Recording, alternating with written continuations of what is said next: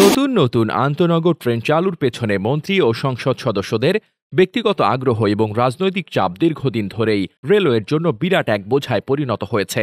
যাত্রী চাহিদার প্রকৃত চিত্র বিবেচনায় না নিয়ে এসব ট্রেন চালু করার ফলে বর্তমানে অধিকাংশ রুটেই লোকসান গুনছে বাংলাদেশ রেলওয়ে। এমনকি কিছু ট্রেন এতটাই কম যাত্রী বহন করছে যে খরচের ন্যূনতম অংশ উঠে আসছে না। এমনই একটি ট্রেন বিজয় এক্সপ্রেস। ২০১৪ সালের ডিসেম্বরে ময়মনসিংহ চট্টগ্রাম রুটে চালু হওয়া বিজয় এক্সপ্রেস এখন জামালপুর থেকে চলাচল করছে। ২০২৩ সালের ডিসেম্বরে এই পরিবর্তন আনা হয়, যদিও এর পেছনে কোনো অর্থনৈতিক সমীক্ষা ছিল না। রেল কর্মকর্তাদের মতে এই সিদ্ধান্ত মূলত আওয়ামী লীগ সরকারের একাধিক নেতার আবদারেই নেওয়া হয়, যার ফলে যাত্রীর সংখ্যা কমে গিয়ে ট্রেনটি এখন লোকসানি রুটে পরিণত হয়েছে। আওয়ামী লীগ সরকারের আমলে অসংখ্য নতুন ট্রেন চালু হয়েছে, যার বেশিরভাগই স্থানীয় রাজনৈতিক নেতাদের চাপে।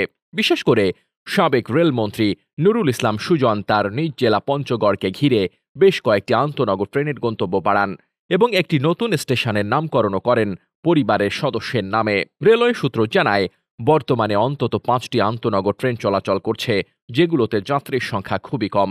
এসব ট্রেন রাজনৈতিক চাপে চালু করা হলেও সেগুলো বন্ধ করার উদ্যোগ নিলে স্থানীয় বাধার মুখে পড়ে রেল কর্তৃপক্ষ। ২০১৮ সালে ঈশ্বরদী থেকে পাবনার ঢালারচর পর্যন্ত নতুন রেললাইন নির্মাণে ব্যয় হয় প্রায় ১,৭১৫ কোটি টাকা। কিন্তু কোনো সম্ভাব্যতা যাচাই ছাড়া এই প্রকল্প নেওয়া হয়।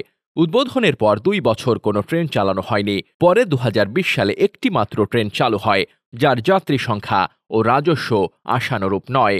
সাবেক মন্ত্রী মোহাম্মদ নাসিমের চাপে ২০১৩ সালে সিরাজগঞ্জ এক্সপ্রেস চালু করা হয় সিরাজগঞ্জ শহর থেকে। কিন্তু এই ট্রেন রাখার জায়গা না থাকায় প্রতিদিন ঈশ্বরদীতে নিয়ে গিয়ে রাখা হয় এবং আবার সিরাজগঞ্জে এনে যাত্রী ওঠানো হয়, ফলে সময় ও জ্বালানি অপচয় হয়।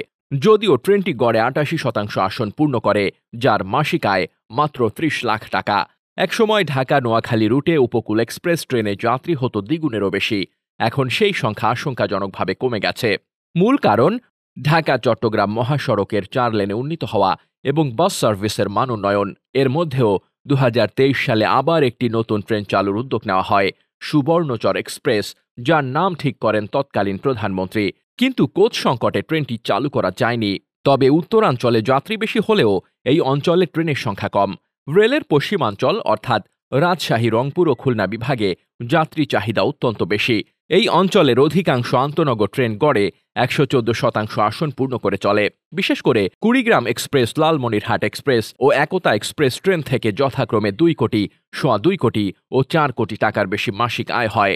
কিন্তু পর্যাপ্ত কোচ ও বিকল্প র্যাক না থাকায় এই ট্রেনগুলো নির্ধারিত সময় মেনে চলতে পারে না। বর্তমান অন্তর্বর্তী সরকার ক্ষমতায় এসে রেলপথ রেশনালাইজেশনের পরিকল্পনা নেয়। এর লক্ষ্য হচ্ছে অলাভজনক ট্রেন বন্ধ করে লাভজনক রুটে নতুন ট্রেন চালু করা।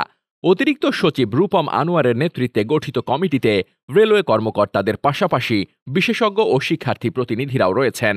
কিন্তু এখনও পর্যন্ত কার্যকর কোনো সুপারিশ আসেনি। এসব বিষয়ে বুয়েটের পরিবহন বিশেষজ্ঞ অধ্যাপক শামসুল হক বলেন, রেলওয়ের প্রতিটি প্রকল্পের পেছনে একটি স্বচ্ছ সমীক্ষা থাকা জরুরি। কোন পথে কত যাত্রী চাহিদা, লাভ লোকসান বের করা কঠিন কোনো কাজ নয়। সমীক্ষা ছাড়া নতুন ট্রেন চালু কিংবা নতুন স্টেশনে ট্রেন থামানো উচিত নয়। রেল কখনোই লাভের জন্য চলে না, এই কথা বলা এক ধরনের অপেশাদারিত্ব। বাস্তবতা হল, রেল এখন ১ টাকা আয় করতে ২.৫ টাকা ব্যয় করছে, যা দেশের জন্য অর্থনৈতিক বোঝা। Desk report, বার্তাবাজার।